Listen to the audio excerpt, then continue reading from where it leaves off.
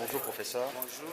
Alors dites-nous, pourquoi les débats par rapport au dialogue aux réformes constitutionnelles et institutionnelles ne peuvent pas se faire à l'Assemblée nationale? Vous savez, le cadre de l'Assemblée nationale ne se prête pas à un dialogue qui va dans le sens d'un consensus. Au niveau de l'Assemblée nationale, c'est la loi de la majorité. Même si vous commencez des discussions, des débats, il arrive un moment donné où vous devez mettre le texte en vote, au vote plutôt, et dans cette condition, la majorité l'emporte. Or, vous savez, dans nos structures actuelles, si nous allons dans cette logique, même le parti au pouvoir n'a pas la majorité requise pour pouvoir modifier unilatéralement la Constitution. Et puisqu'elle ne peut pas obtenir la majorité requise, on aboutirait alors à un statu quo. Et ce statu quo qui arrange en quelque sorte le pouvoir en place. Et ce serait déplorable pour notre pays. Vérifiez, vous vous rendrez compte que sur beaucoup de points, le Togo se singularise actuellement dans la sous-région par rapport à ces institutions, par rapport à ces textes. Et regardez également toutes les commissions qui ont réalisé des études dans notre pays, notamment la CVJR, précise ou bien insiste sur la nécessité des réformes. Alors que le dialogue politique permettrait en amont toutes les sensibilités politiques réunies d'aboutir à des positions consensuelles, des positions acceptables par une grande majorité, une très large majorité. Et ainsi, au niveau de l'Assemblée, on pourrait faire passer donc ces textes.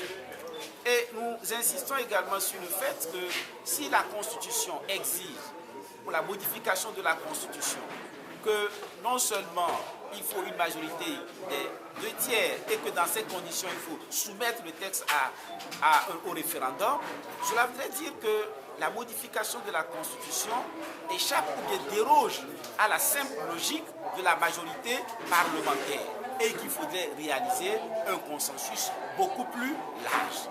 Et c'est pour ces raisons nous disons que pour les réformes et consensuelles, pour aboutir à des dispositions qui ne plongent pas notre pays encore dans une crise, et il faudrait faire en amont un dialogue. Et dans le cadre de ce dialogue maintenant, on aboutirait à des positions harmonisées consensuelles qui seraient prises en compte maintenant par le gouvernement, conformément donc à ce que dit l'accord politique global, et ensuite maintenant aller au niveau de l'Assemblée pour donner les formes requises. Alors pourquoi une marche le 26 avril? Mais vous constatez par vous-même l'absence de volonté politique du gouvernement. Le gouvernement ne veut pas faire bouger les choses. Alors qu'avant les élections législatives, ils ont insisté sur le fait que les réformes ne se feront qu'après les élections législatives. Les élections législatives sont terminées depuis le mois de juillet. Le gouvernement n'a absolument rien fait dans ce sens.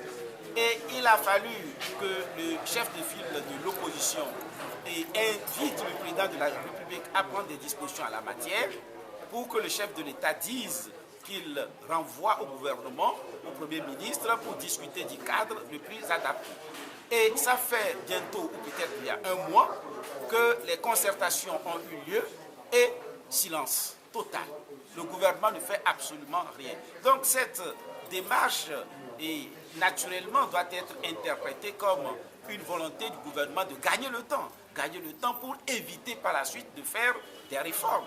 Parce que si vous vous référez au protocole donc, de la CEDEAO sur la bonne gouvernance et la démocratie, et à l'article 2, il est dit qu'aucune réforme qui n'obtienne une large adhésion, donc une large partie des partis politiques, ne puisse se faire 6 mois donc, avant les élections.